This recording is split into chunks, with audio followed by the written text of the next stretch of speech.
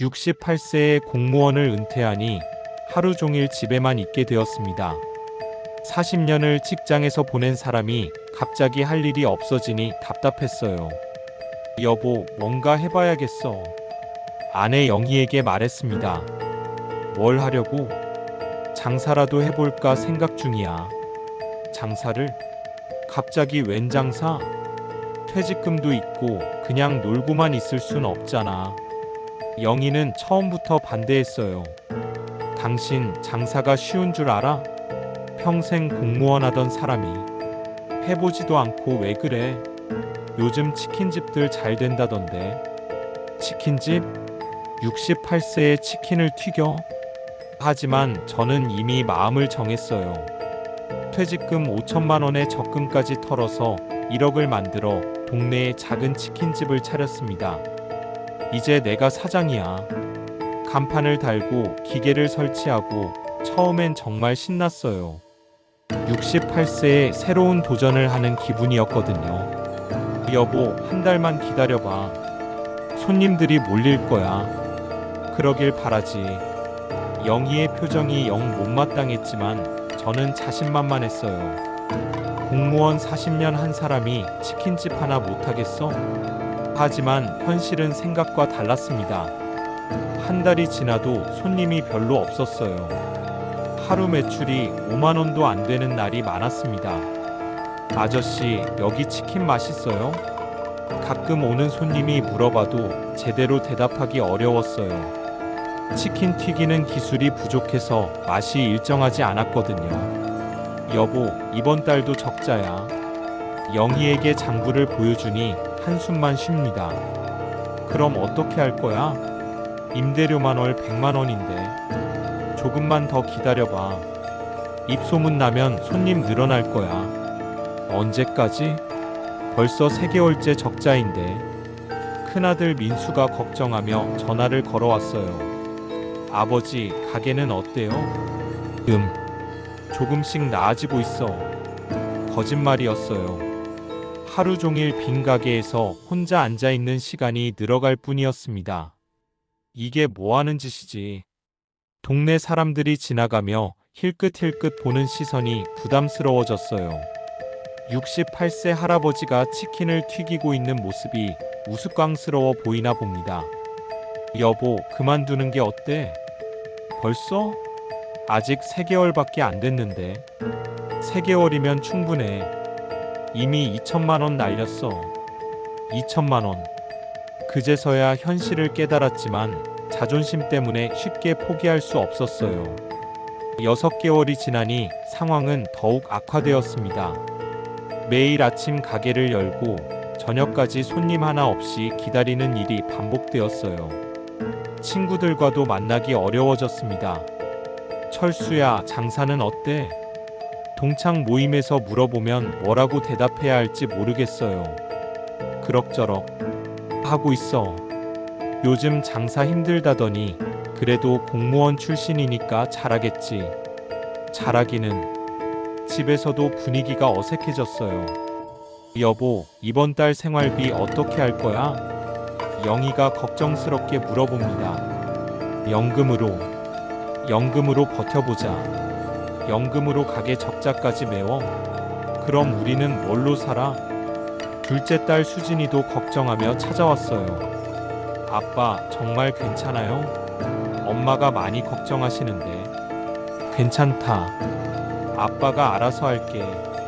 하지만 속으론 절망적이었어요. 68세에 이런 걸 하고 있다니. 가게에서 혼자 앉아 있으면서 자꾸 생각이 들었어요. 내가 뭔 착각을 했을까? 40년 공무원이 하루아침에 사업가가 될 수 있다고? 이제 어떻게 하지? 그런데 큰아들 민수가 뜻밖의 제안을 했어요. 아버지, 제가 주말에 가서 도와드릴게요. 너 바쁘잖아. 괜찮아. 아니에요. 아버지 혼자 하시기 힘드실 것 같아서. 민수가 주말에 와서 치킨 튀기는 걸 도와줬어요. 젊은 사람이 하니까 훨씬 나았어요. 아버지, 이 근처에 경쟁업체가 너무 많아요. 그러게, 내가 자리를 잘못 잡았나 봐. 위치도 안 좋고 솔직히 어려울 것 같아요. 민수도 현실을 직시하고 있었어요. 그럼 어떻게 하면 좋을까? 일단 더 해보시죠. 제가 도울 테니까. 고마웠지만 동시에 미안했어요. 결혼한 아들까지 끌어들이다니. 민수야, 미안해.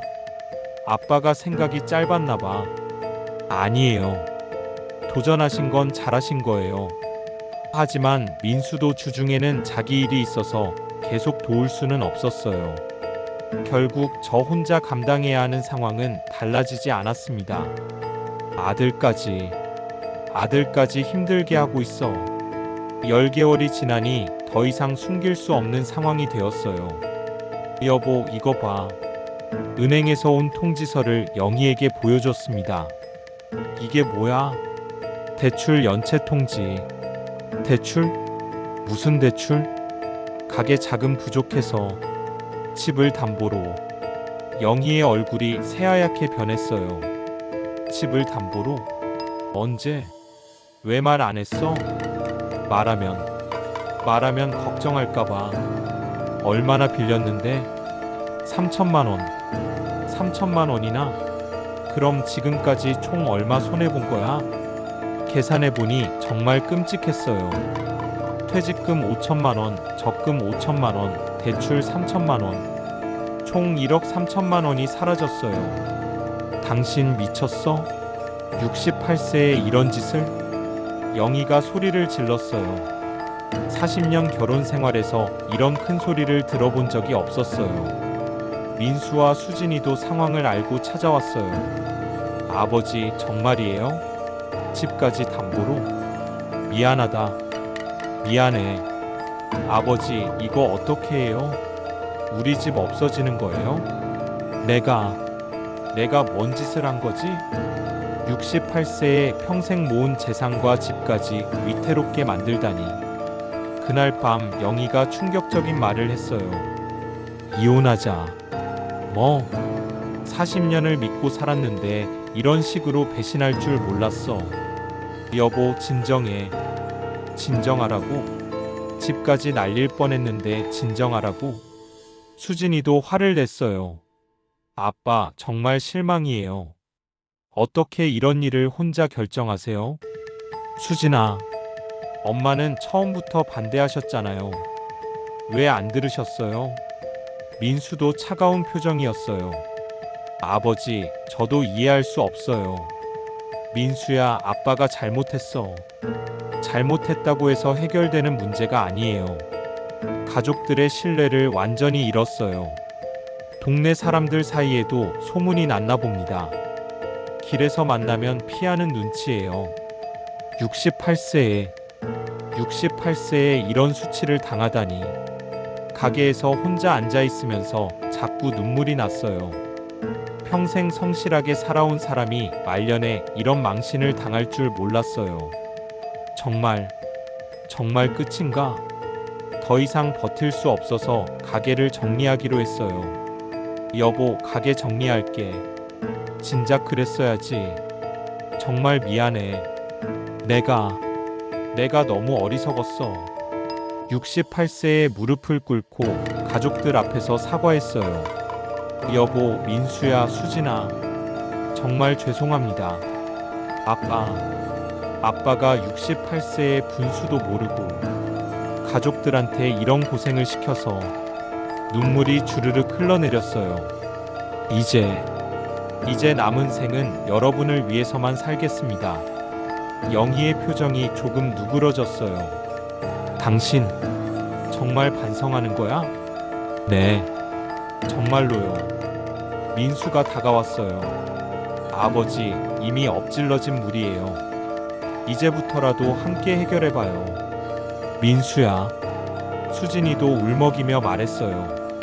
아빠, 화는 나지만 그래도 가족이잖아요. 고마워. 정말 고마워. 가족들이 등을 돌리지 않았다는 게 그나마 다행이었어요. 여보, 집은 지킬 수 있을까? 다행히 집값이 올라서 팔지 않아도 될 것 같아. 휴, 다행이다. 가게를 정리하고 나니 마음이 한결 가벼워졌어요. 물론 경제적으로는 큰 타격을 받았지만 더 이상 거짓말하며 살 필요가 없어져서 다행이었어요. 아저씨, 일자리 찾으세요? 동네 마트 사장이 물어봤어요. 네. 뭐라도 하려고요.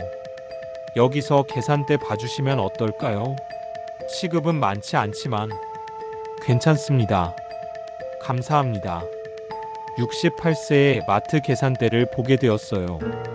처음엔 자존심이 상했지만 지금은 감사한 마음이에요. 영희도 조금씩 마음을 풀어주고 있어요. 여보, 점심 싸왔어. 고마워. 정말 고마워. 이제 다시는 혼자 결정하는 일 없어야 해. 네. 앞으로는 뭐든 상의하겠습니다. 민수와 수진이도 가끔 찾아와서 안부를 묻어요. 아버지, 몸은 괜찮으세요? 응, 괜찮아.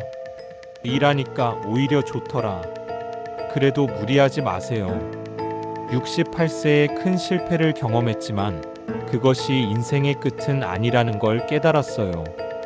오히려 가족의 소중함을 다시 한번 느끼게 되었고 겸손해졌어요. 이제부터는 분수를 지키며 살자. 마트 계산대에서 일하면서 지나가는 손님들을 보니 다들 각자의 인생을 열심히 살아가고 있더군요. 68세 늦지 않았어요. 이제부터라도 겸손하게 가족과 함께 살아갈 수 있으니까요. 빈 계산대가 아니라 손님들로 푹 적이는 계산대에서 일할 수 있다는 게 감사해요.